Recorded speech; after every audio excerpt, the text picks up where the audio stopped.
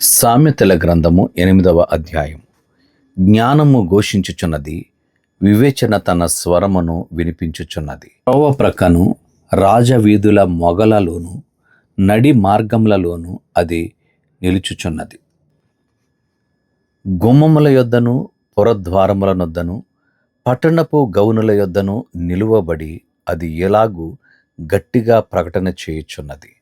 మానవులారా, మీకే నేను ప్రకటించుచున్నాను, నరులకు మీకే నా కంఠస్వరము వినిపించుచున్నాను. జ్ఞానము లేని వారలారా, జ్ఞానము ఎట్టిదైనది తెలుసుకొనుడి. బుద్ధిహీనులారా, బుద్ధి ఎట్టిదైనది యోచించి చూడుడి. నేను శ్రేష్టమైన సంగతులను చెప్పెదను, వినుడి. నా పెదవులు యథార్థమైన మాటలు పలుకును, నా నోరు సత్యమైన మాటలు పలుకును. దుష్టత్వము నా పెదవులకు అసహ్యము. నా నోటి మాటలన్నీయు నీతి గలవి, వాటిలో మూర్ఖత అయినను కుటిలత అయినను లేదు.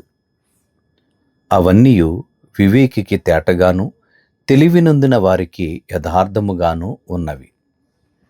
వెండికి ఆశపడక నా ఉపదేశమును అంగీకరించుడి. మేలిమి బంగారు నాశింపక తెలివి నొందుడి. జ్ఞానము ముత్యముల కన్నా శ్రేష్టమైనది, విలువగల సొత్తులేవియు దానితో సాటి కావు.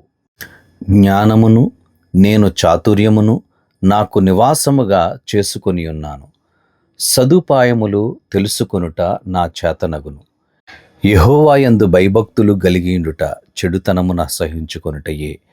గర్వము, అహంకారము, దుర్మార్గత, కుటిలమైన మాటలు నాకు అసహ్యములు. ఆలోచన చెప్పుటయు లెస్సైన జ్ఞానము నిచ్చుటయు నా వశము.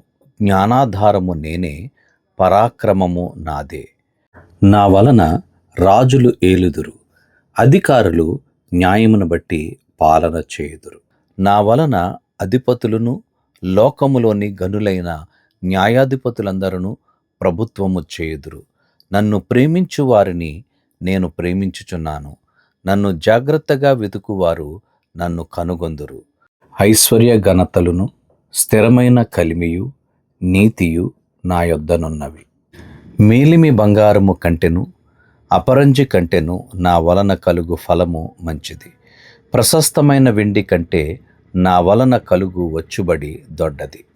నీతి మార్గమునందును న్యాయ మార్గముల యందును నేను నడుచుచున్నాను.